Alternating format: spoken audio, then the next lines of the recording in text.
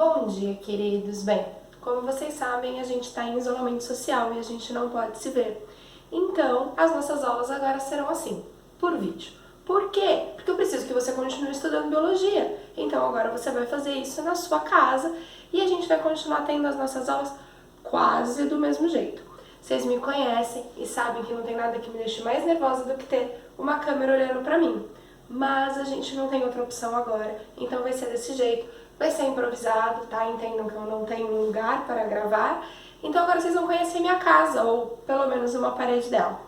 Gente, qualquer dúvida vocês podem me enviar. A gente tem aí as plataformas de cada colégio, né? E se eu bem conheço meus alunos, a primeira pergunta é: Paula, por que você não está de óculos? Gente, porque os meus óculos eles não têm lente anti-reflexo e aí fica muito ruim a gravação, tá? Então acostumem-se com a Paula sem óculos. Esse primeiro vídeo é um vídeo geral, tá? E depois os próximos vídeos serão vídeos específicos para cada uma das turmas. Esse aqui é para todo mundo, para todas as salas e vamos lá. Por que esse vídeo é para todo mundo? Gente, porque eu achei que antes da gente continuar falando da nossa apostila, a gente precisava falar do assunto que está na mídia. A gente vai falar de coronavírus. E quando eu falo que eu vou falar de corona, né, não vou falar de dados, não vou falar de números, não vou falar de gráficos. Eu vou falar da biologia do vírus. Então, o que pode aparecer no seu vestibular a respeito do corona? E, gente, quando eu falo do coronavírus, aí tem 4 palavrinhas que estão sendo bem comuns agora e que a gente precisa saber diferenciar. Surto, endemia, epidemia e pandemia. O que é um surto? Um surto é quando você começa a ter muitos casos de uma doença em uma região específica. Então, praticamente não tinha casos e eu tive um monte de gente tendo isso. Isso se caracteriza como um surto.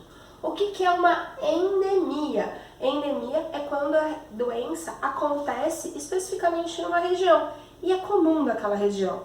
Por exemplo, a gente já conversou em várias aulas que a malária ela é endêmica da região amazônica aqui no Brasil. 99% dos casos que acontecem de malária no Brasil são na Amazônia.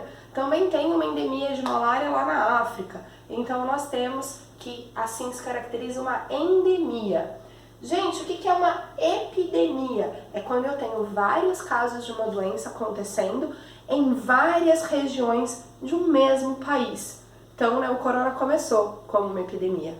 E aí a gente tem o que é o vírus que a gente está conversando agora, que é uma pandemia. Quando eu falo de pandemia, a gente está falando de uma doença que está pegando todo mundo. Então a gente tem no planeta inteiro, em vários países, pessoas se contaminando por esse vírus. E quando eu falo de tudo isso, a gente precisa lembrar o que é um vírus. Então, gente, quando falamos a respeito de vírus, tem que vir já na sua cabeça. É um parasita intracelular obrigatório. O que eu quero dizer com isso? Parasita. Então, parasitismo é uma relação desarmônica na qual um organismo é beneficiado e outro é prejudicado. Nesse caso, benefício para o vírus, prejuízo para o hospedeiro. Tá? Então, nós temos que ele é um parasita. Intracelular, porque ele parasita dentro das nossas células. E por que é obrigatório? Porque ele só consegue se reproduzir estando dentro de uma célula. O vírus não sabe se reproduzir sozinho. Então ele precisa de uma célula hospedeira que vai fazer a reprodução para ele. Gente, e nós temos que lembrar que uma das principais características dos vírus é que vírus são acelulares. Se você lembrar um pouquinho, esse aí, né, tem mais pontos, mas esse é o principal ponto da discussão de se podemos ou não considerar vírus seres vivos. Gente, e por que eu posso falar que um vírus é acelular? Para isso eu tenho que lembrar o que é uma célula. Eu só posso chamar de célula aquilo que tem 4 componentes básicos: membrana plasmática, citossol, material genético e ribossomos. Vamos lembrar um pouquinho. Membrana plasmática delimita a célula, além disso, seleciona o que entra e o que sai dela. Material genético comanda todo o funcionamento celular, além de ter, né, a informação genética, toda a carga hereditária. Citossol, ele preenche o espaço celular e é o local em que ocorrem as reações químicas. E os lindos dos ribossomos, que vão fazer a síntese de todas as proteínas. Quando a gente fala de um vírus, a gente não pode falar que ele tem célula, porque ele não possui esses 4 componentes. O que um vírus tem? Vírus tem material genético, que pode ser DNA ou RNA. E vírus tem capsídeo. que é uma cápsula em volta dele, que é mais simples do que uma membrana plasmática. Além disso, alguns vírus, como o caso do vírus que a gente vai discutir agora, que é o Covid-19, eles têm um envelope externo. Então, por fora do capsídeo, existe mais um envelope. Gente, e aí ele precisa que a sua célula trabalhe para ele. Afinal, se ele não tem ribossoma, ele não sabe fazer proteína, então quem vai ter que fazer isso para o vírus são as nossas células. Hoje a gente vai falar especificamente do Covid-19. Então, o Covid-19, ele é um vírus da família Coronaviridae, que a gente conhece desde 1960. Então, desde 1960, vírus dessa família trazem problemas para a nossa espécie. Nós temos vários vírus aí, alguns deles, a maioria deles, na verdade, não causa sintomas graves. Mas a gente já teve 2 epidemias por causa de vírus dessa família. Estou falando da SARS em 2002 e da MERS em 2012. E agora a gente está aí com o Covid-19, né, conhecido como coronavírus, em 2020. Gente, o nome do vírus é SARS-CoV-2. Por que 2? Porque um é o da SARS, que teve lá em 2002. E nós temos que o primeiro caso registrado foi no dia 31 de dezembro de 2019 lá na China. Então a China começou a ter alguns casos de pneumonia, né? Muitas pessoas tendo dificuldade respiratória, tendo casos graves e não se sabia do que era. E aí a gente só conseguiu no dia 8 de janeiro de 2020, ou seja, 2 meses e meio atrás, menos até, né? A gente teve a identificação do vírus. E ainda é teoria, a gente ainda não tem certeza de como que esse vírus chegou na gente. Mas uma das teorias que está sendo mais aceita no momento é que esse vírus existia em morcegos, os morcegos passaram para os pangolins, e os pangolins, eles são animais muito traficados na China, né? Então acredita-se que foi através dos pangolins que nós, seres humanos, adquirimos o vírus. E hoje, como que esse vírus passa de um ser humano para o outro? Através de secreções das vias aéreas. E é por isso que a gente tem que estar em isolamento social, é por isso que você tem que estar dentro da sua casa, é por isso que a gente não está tendo aula presencial. Afinal, se passa pelas vias aéreas, gente, eu falando aqui, eu vou eliminar algumas gotículas de saliva no ar, né? Vou expelir algumas gotículas de saliva no ar. E se você estivesse aqui na minha frente, você estaria entrando em contato com isso e a gente podia estar passando de um para o outro.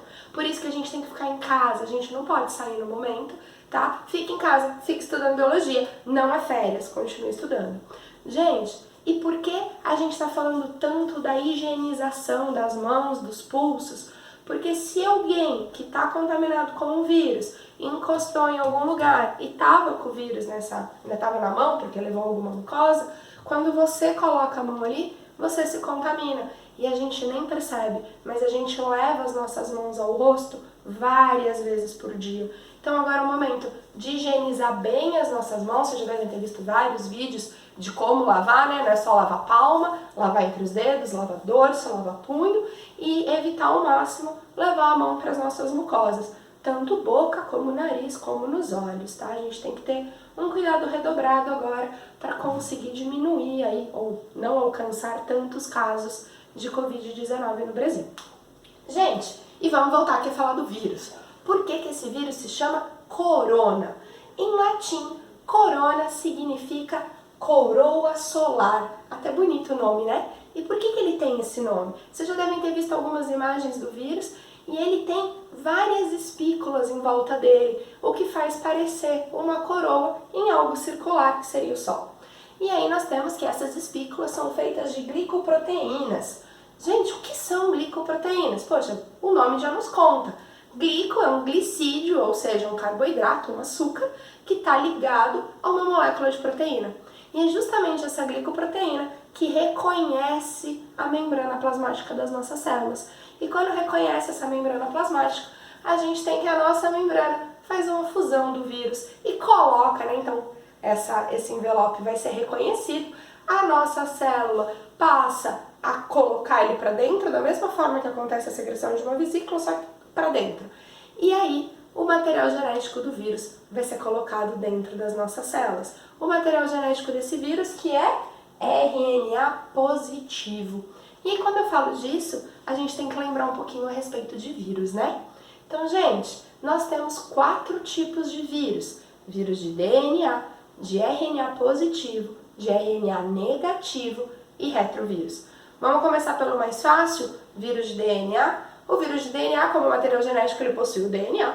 E esse DNA, quando colocado na sua célula sabe trabalhar com DNA, né? Ela vai fazer replicação, então ela vai produzir várias moléculas de DNA de vírus.